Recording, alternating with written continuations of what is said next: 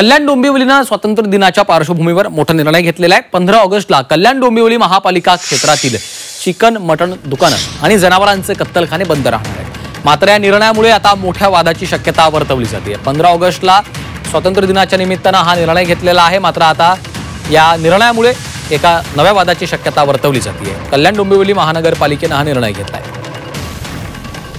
सर्व कल्याण डोंबिवली महानगरपालिका क्षेत्रातील महानगरपालिकेतील नागरिकांना आपण असं आवाहन केलेलं आहे की 15 ऑगस्ट स्वातंत्र्य दिनानिमित्त जे लहान आणि मोठ्या जनावरांचे कत्तलखाने आहे ते पूर्णपणे बंद ठेवण्यात येणार आहे। त्याबाबत आपण महापालिकेतर्फे जाहीर आवाहन केलेलं आहे। म्हणजे कोंबड्यापासून ते चिकन शॉप, मटन शॉप आणि मोठ्या जनावरांचे जे कत्तलखाने आहेत ते समाजात जन्माला आलो आहे। आमचा आगरी कोळी समाज जेव्हा आमचा मुलगा 8-9 महिन्यात खायला सुरुवात करतो तेव्हा आम्ही त्याला फिश खायला देतो, कारण ही आमची संस्कृती आहे आणि आम्ही खाडी किनारी राहतो।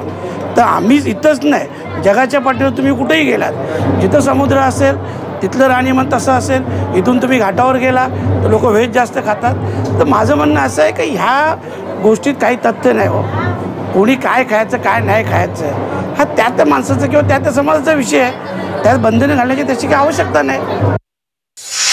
दिवसापासून झालेलं आहे, पण 2 दिवसांत कुठल्याही सामान्य जनतेने असं बोललं नाही की चिकन आणि मटण दुकानं का बंद ठेवतात। बराचसा समाज हा आता ह्याच्यामध्ये श्रावण महिन्यामध्ये हे करत असतो। मोजक्या हाताच्या बोटावरची जी लोकं असतात तीच लोकं चिकन आणि मटण खातात, आणि हे जे करतात महापालिका म्हणा किंवा प्रशासन करणार हे कोणासाठी करतात? नागरिकांसाठीच करतात ना। एक एवढ्या दिवसांचं जे शाकाहारीचं महत्त्व असतं, एक दिवस नाही खाल्लं तर काय होणार आहे? आणि कोणी कंप्लेंट केलेली नाही, कोणी कॉमेंट्स केलेले नाही। हां, आदित्य ठाकरे कारवाईची मागणी केली आहे नाही, ते बघा, ते जिथे चांगलं होत असतं तिथे ते लोक हे करत असतात। आदित्य ठाकरे म्हणा किंवा जितेंद्र आव्हाड म्हणा, एखादा चांगला निर्णय असेल तर त्याचं स्वागत करायला काय हरकत आहे?